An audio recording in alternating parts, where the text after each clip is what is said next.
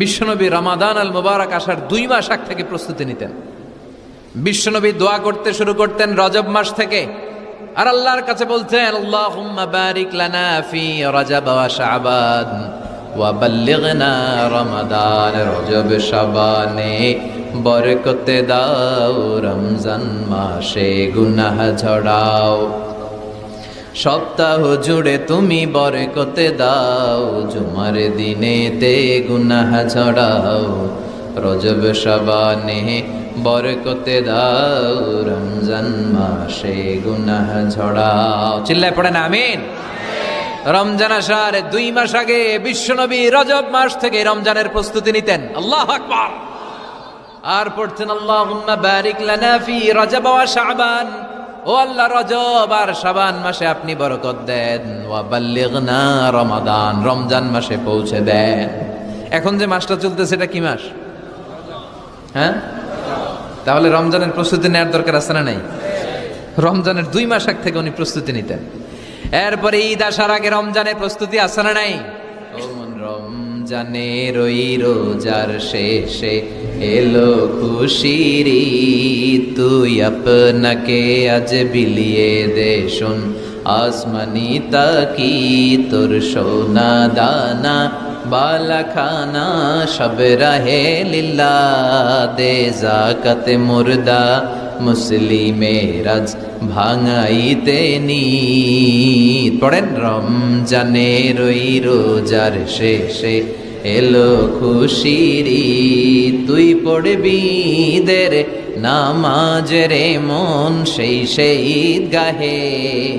যে ময়দানে সব গাজী মুসলিম হয়েছে শহীদ। রমজানের ওই রোজার শেষে এলো খুশির ঈদ। আলহামদুলিল্লাহ পড়েন। তার মানে নামাজের আগে প্রস্তুতি লাগে, রোজার আগে প্রস্তুতি লাগে, ঈদের আগেও প্রস্তুতি লাগে। এরপরে হজ যদি পালন করতে চান তারও প্রস্তুতির দরকার আছে না নাই? একজন হজ করবে, প্রস্তুতি লাগবে না? কি প্রস্তুতি লাগবে? হ্যাঁ, পাসপোর্ট লাগবে, হজের ভিসা লাগবে, তারপরে রেজিস্ট্রেশন করা লাগবে, আশকোনার হাজি ক্যাম্পে প্রশিক্ষণ নেওয়া লাগবে, রিয়াল কেনা লাগবে, ইজার কেনা লাগবে, রিদা কেনা লাগবে, বেল্ট কেনা লাগবে, হজের নিয়ম কানুন জানা লাগবে। ঠিক কিনা? দেখেন, নামাজের আগে প্রস্তুতি লাগে, রোজার আগে প্রস্তুতি লাগে, হজের আগে প্রস্তুতি লাগে, কিন্তু জাকাতের আগে লাগে না। হ্যাঁ, জাকাতের জন্য 1 বছর আগ থেকে প্রস্তুতি নেওয়া লাগে। আপনি কবে নিসাব পরিমাণ সম্পদের মালিক হলেন ডায়েরিতে নোট রাখার দরকার আছে না নাই? এজন্য সব সময় ইবাদত করতে হবে একজনের, তিনি কে? প্রশংসা করতে হবে একজনের, তিনি কে? জিকির করতে হবে একজনের, তিনি কে? বিশ্বনবী বলতেন, লা ইয়াজালু লিসানুকা রাতবান মিন যিকরিল্লাহ।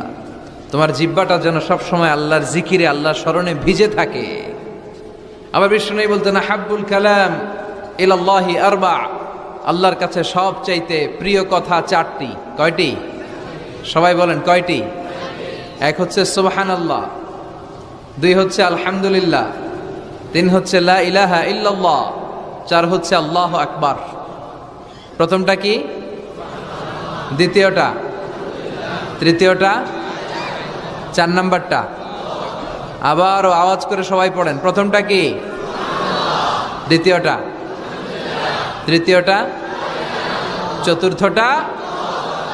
আহাব্বুল কালাম ইলাল্লাহি আরবা। আল্লাহর কাছে সবচাইতে প্রিয় কথা এই 4টা, সবচাইতে প্রিয় কথা। আর এই প্রতিটা কথার ভিতরে আল্লাহর নাম আছে না নাই? দেখেন, সুবহানাল্লাহ, আল্লাহ আছে।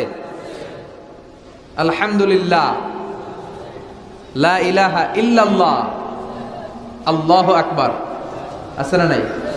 তার মানে জিকির করতে হলে ওই জিকিরের মধ্যে নাম থাকতে হবে কার? আল্লাহর নাম ছাড়া এদেশে অনেক জিকির আছে না নাই? লাফালাফি করে হুই হাই হুই হাই। জিকির হতে হবে তাদাররুআ ওয়া খুফিয়া, গোপনে, দুনাল জাহরি বিল কওল, চিৎকার চেঁচামেচি করে নয়। এদেশে অনেকে জিকিরও করে আবার বাসার আগায় উঠে যায়।